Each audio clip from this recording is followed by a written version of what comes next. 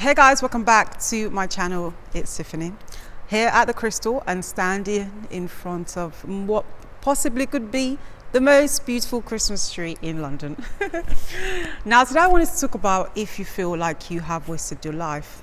Now I think that's an existential crisis that even I have encountered at some point when I look back and I think perhaps I could have done more with the opportunities I had.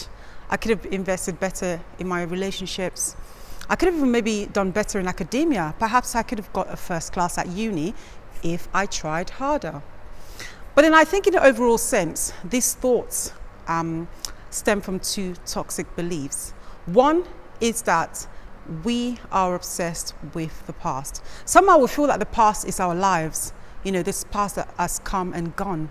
We forget the potential for the present and even the potential for the future, depending on if we do things differently. And it's like driving and just staring at the rearview mirror. You can't move on to the future if you're stuck in the past. Secondly, I think we measure ourselves against other people. It's like if I was to go on Instagram right now and compare my life to someone who was a similar age as myself. We might be married, with children, living in an amazing house. That might actually make me conclude that perhaps I have wasted my life. I mean, I did mention the other day that I was watching a show on YouTube about young entrepreneurs. And it was about these 12 and 15-year-olds who were like CEOs of super successful companies. And if I was to view that from a dysfunctional lens, even for a moment, I could easily conclude that perhaps at the age of 30, I could have done more. And everything I have achieved would pale in insignificance.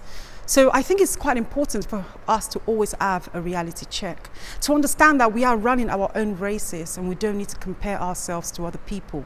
We all have unique paths. And the question is whether you are doing the best with everything in your hands. Now, how do we move forward? I think the first thing is self-analysis.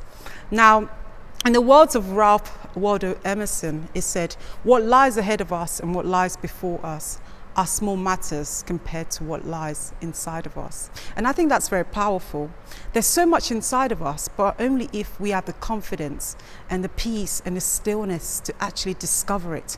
So many of us live such erratic lives that we don't even take a moment to stop and think, who am I? Where am I going? What do I have in my hand that I can make something of? Hence why I encourage you to journal, to take some time out every day to write your ideas, to be creative. This is our opportunity as human beings. We have that sort of mindset that can create more out of something small. Secondly, I think the key thing is also gratitude. Now, I actually borrow this from the bishop at my church, Bishop Wayne Malcolm. He said, keys do not look like the door that they open. And I thought, wow. So imagine you need a key to open a door. But if you look at the size of a key, you might think, this is so insignificant.